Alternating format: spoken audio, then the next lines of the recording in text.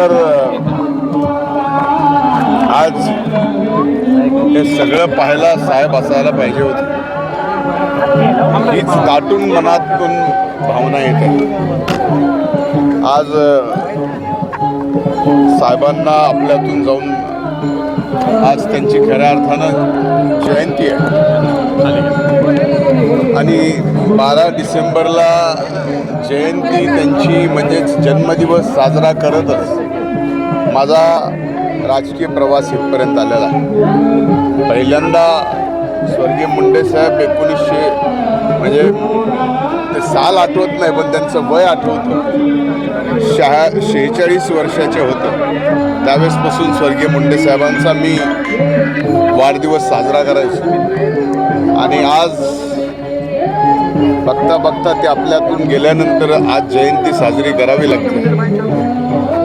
भावना मिश्रित आहेत पण नक्की एकच आहे की आज जरी साहेब नसले तरी जयंतीच्या दिवशी एक आगळं वेगळं त्यांच्या या ऊर्जा स्रोतातून या गोपीनाथ गडावून एक वेगळी ऊर्जा आणि प्रेरणा घेऊन मी ताई आणि असंख्य आमचे सहकारी इथं येऊन समाधीस्थळी नतमस्तक होऊन एक संघर्षाची लोकसेवेची ऊर्जा पाठी घेऊन आणि त्यांनी जसं आजपर्यंत गोरगरिबांच्यासाठी सबंध आयुष्य त्यांच्या संघर्षासाठी वेचलं तसं आपणही या ठिकाणी करण्यासंबंधी नतमस्तक होऊन आशीर्वाद घ्यायचे.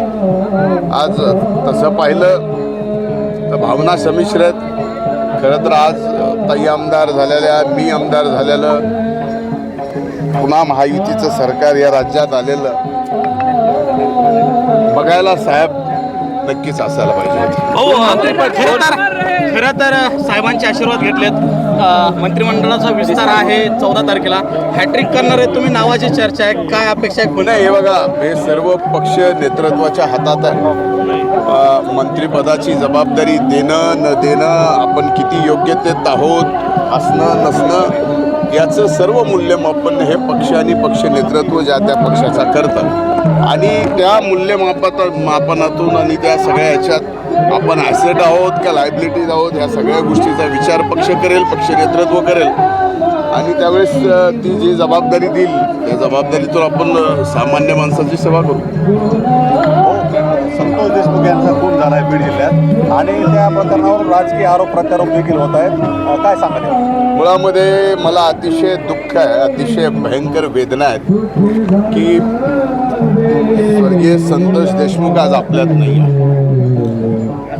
आणि ज्या प्रकारे ह्या घटना घडल्या त्या या कुठंतरी बीड जिल्ह्याला काळीमा फासणार आहे. यामध्ये जे कोण दोषी असतील त्यांच्यावरती कडक कारवाई झाली पाहिजे आणि कडक कारवाई करताना कोणीही असो त्याला कसल्याही प्रकारे सोडलं गेलं नाही पाहिजे ही भूमिका स्पष्टपणानं पहिल्यापासून राहिली. या प्रकरणातच नाही अशा दुर्दैवी कितीही प्रकरणं झाली त्या बाबतीत पण एक भाग बघितला तर मी स्वतः अगोदरच याबाबतचं पत्र पोलीस मुख्यालयामध्ये दिलेलं आहे आणि या बाबतीत ज्यांनी कुणी हे प्रकरण केलं जे खरे हत्यारे आहेत त्यांना कठोर ती कठोर कारवाई व्हावी आणि स्पीड ट्रॅक कोर्टामध्ये हे प्रकरण चालवलं पाहिजे. त्याशिवाय लवकर न्याय मिळणार नाही आणि ज्यांनी कुणी केलं त्याला शिक्षाही मिळणार नाही. या भावनेतून मला या ठिकाणी एकच सांगायचं आहे या मायबाप बीड जिल्ह्यातल्या जनतेला सर्व जाती धर्मातल्या की हे प्रकरण जे झालं हे कुठल्याही राजकारणामुळे झालेलं नाही. हे प्रकरण कामाच्या व्यवहारातून झालेलं प्रकरण आहे. त्यामुळं आता अशा प्रकरणामध्ये राजकारण आणून पुन्हा जात पात धर्म करून खऱ्या अर्थानं संतोष देशमुखवर जी हत्या झाली त्या बाबतीमध्ये आपण त्याला न्याय देतोय का आपण आपलं वेगळ्या पद्धतीचं राजकारण करून दुसऱ्याला दोष देऊन आपली राजकीय पोळी साधून घेतोय हे सुद्धा बघायला पाहिजे. हे आपल्या बीड जिल्ह्याला परवडणारं नाही. म्हणून माझी एकच भूमिका आहे आणि ती सुस्पष्ट आहे की काहीही झालं तरी जे संतोष देशमुखचे हत्यारे आहेत त्यांना कठोरती कठोर शिक्षा झाली पाहिजे, फाशी झाली पाहिजे, एवढी स्पष्टपणाची भूमिका मी या ठिकाणी घेतलेली आहे. आणि हे प्रकरण स्पीड कोर्टामध्ये, जलदगती कोर्टामध्ये सुद्धा चालवून निकाल लवकर लागला पाहिजे. ताई, साहेबांना अभिवादन केलेलं आहे, काय भावना आहे नेमकी, काय सांगाल?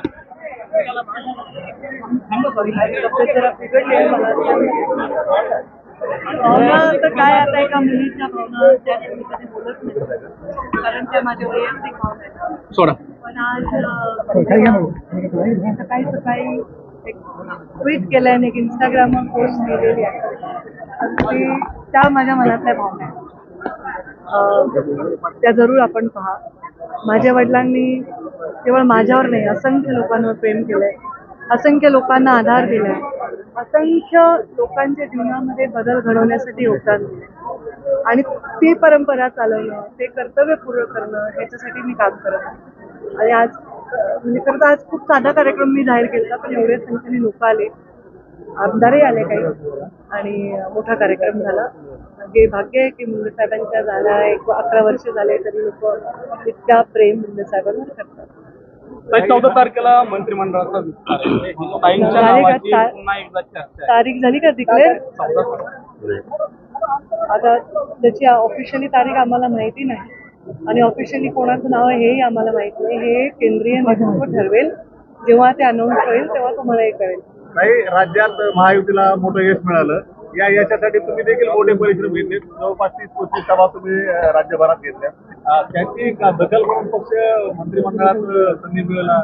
मी परिश्रम तर 14लाही घेतलेत, 19लाही घेतलेत आणि आताही घेतलेत. म्हणजे आता तर मी मतदारसंघ माझ्याकडे नसतानाही मी घेतले आणि नक्कीच पक्षानेच सांगितलेलं काम आहे ते.